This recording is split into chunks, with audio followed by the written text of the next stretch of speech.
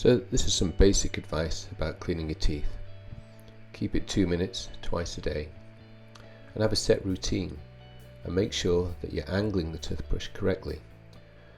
So we like power brushes, and this one is good in that she's using it slightly differently. She's letting the brush do the work.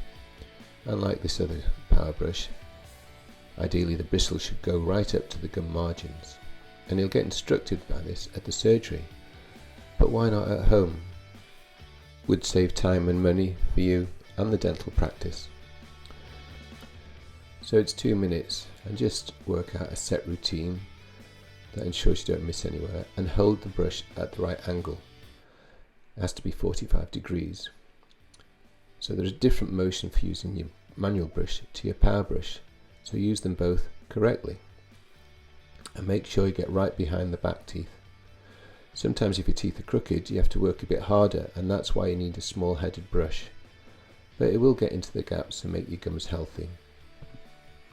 Click on the link for more details about how this toothbrushing should help you, and look elsewhere within the section for how to improve your general health through looking after your oral health.